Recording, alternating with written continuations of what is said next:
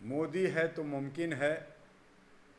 मोदी चूँकि ब्रह्मा विष्णु के अवतार हैं, वो जो है माँ के जननी नहीं हैं, वो ऊपर से आए हैं और वो कुछ भी करते हैं तो वो एक रास लीला होता है, कृष्ण लीला होता है और उसको अंधभक्त और जनता मानती है। मोदी जी ने कहा था कि बेटी बचाओ बेटी पढ़ाओ, बच्चियों से पवित्र राखी बंधवाते हैं, लेकिन उसकी मान रखने के लिए मणिपुर, बंगाल, उत्तर प्रदेश, मध्य प्रदेश और यहाँ तक के अपने ही राज्य गुजरात में जहाँ महिलाओं और बच्चियों के साथ 5 साल बच्चियों के साथ बेविचार होता है, बलात्कार होता है, तो मोदी जी और विपक्ष के राहुल जी दोनों के मुंह पे टेप लग जाता है। ये सब चट्टे बट्टे नेता महिलाओं की बचाने की बात करते हैं, अस्मिता की बात करते हैं, सुरक्षा की बात करते हैं, लेकिन उसे भोग और विलास की बात कर देते हैं। और यही उनके घटक नीतीश कुमार कहते हैं अंदर जाएगा बाहर होगा और ऐसा होगा कि परिपक्व नेता का व्यक्तित्व महिलाओं को तार तार छलनी छलनी कर देता है। क्या ऐसी सूरत में वो राखी का लाज बचा पाएंगे? ये एक गंभीर विषय बन गया है।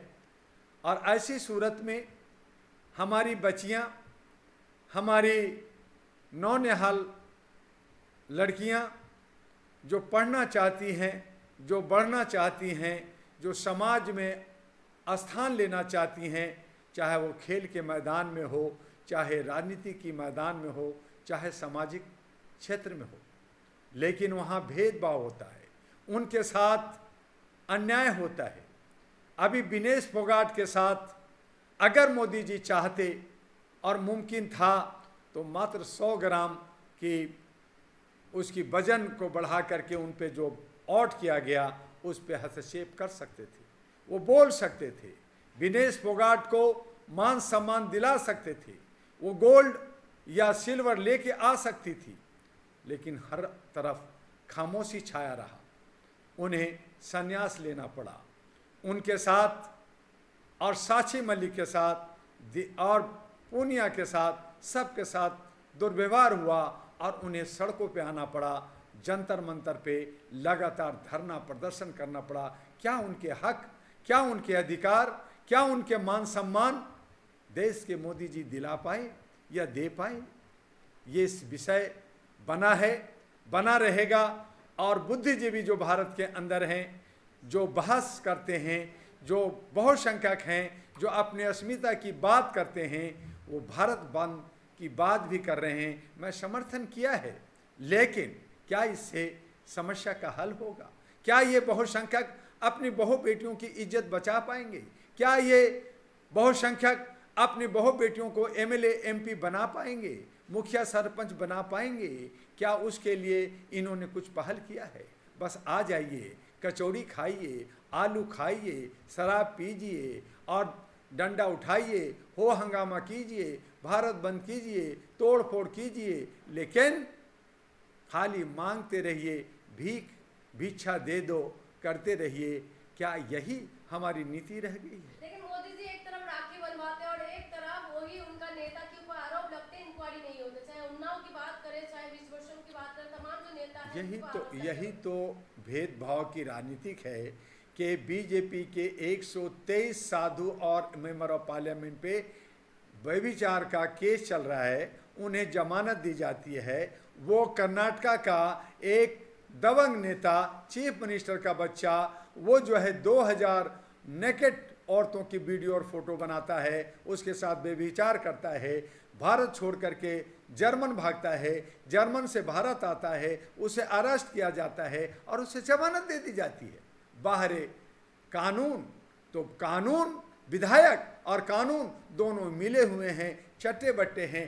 आज लोगों को पता चला, ये तो सदियों से चल रहा है कि ये क्रीम लेयर के अंदर ये फॉरवर्डों का अपने भाई भतीजों को, अपने बेटों को, अपने चहेतों को ये जो है डायरेक्ट आईएएस बना देते हैं, आईपीएस बना देते हैं, जज बना देते हैं, ऑफिसर बना देते हैं, नेता बना देते हैं, मिनिस्टर बना देते हैं।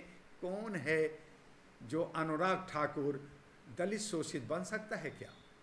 अनुराग ठाकुर जो कि ठाकुर है, वो राजपूत है, आप उसको तरजीह देते हैं, लेकिन दूसरा ठाकुर जो नाई है, क्या आपने उसको तरजीह दी?